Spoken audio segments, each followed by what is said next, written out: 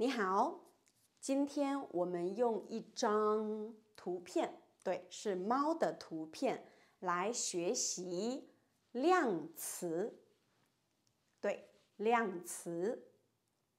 好，量词是一个很麻烦的东西，所以今天我要说最常用的量词。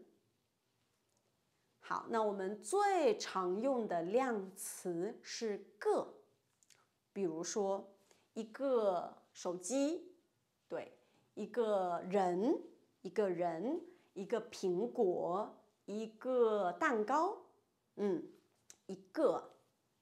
如果是动物，那我们常常说一只猫，一只狗，一只蚂蚁。一只兔子。可是，如果这个动物很长，然后很灵活，我们常常用条，一条蛇，对，一条龙。好，还有一条鱼，一条虫，对。当然，如果一个东西很长、很灵活，但它不是动物，我们也可以说条。好，比如说一条河，一条裤子，一条裙子。好，那你可能知道杯，一杯水，一杯咖啡，一杯可乐，一杯。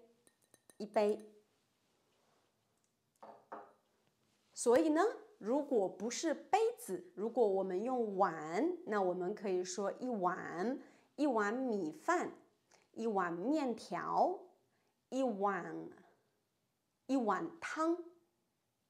对。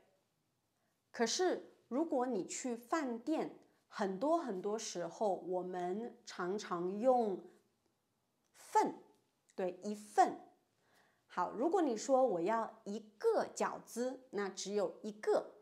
如果你说我要一份饺子，那可能有4个、5个、10个。对，所以我们常常说一份。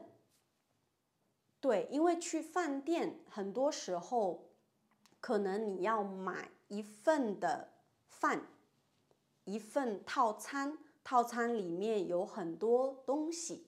对，所以我们说一份套餐。好，那如果一个东西在锅里，当然我们可以说一锅汤，一锅菜，一锅米饭。好，如果一个东西在袋子里，那我们可以说一袋米，一袋水果，一袋钱。好，然后书的量词很特别，是一本书，对，一本书。好，刚才我说了一个人，那如果你要更有礼貌，我们可以说一位。在中文，我们常常会说一位医生，一位老师，一位律师。好，如果你去饭店，一般来说，服务员不会说您好几个，不对，他们说您好几位。因为服务员想要更有礼貌，所以他们问你几位。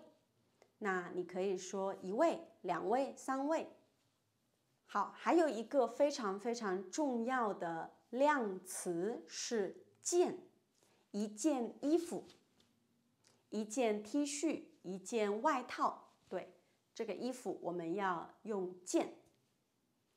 好，然后我们可以看这张图片，还有比如说一头，如果是动物，然后比较大，我们可以说一头，一头猪，一头牛。对 ，OK， 好，所以现在我要再说一遍最重要的，第一个就是个。如果你忘了别的量词，你就说个。好，有时候听起来是对的，有时候听起来有一点奇怪。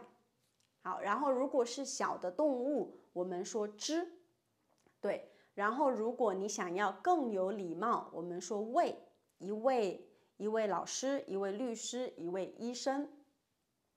好，然后如果是有一个这个容器，那我们就看这个容器是什么，这个是杯子，对不对？所以是一杯、一碗、一盘都可以。那最重要的，去饭店我们要说一份。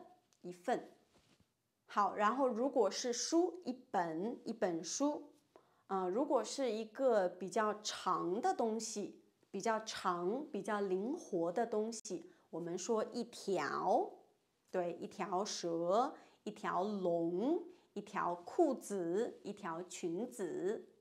对，那我觉得衣服的量词很重要，一件衣服，一件外套，一件 T 恤。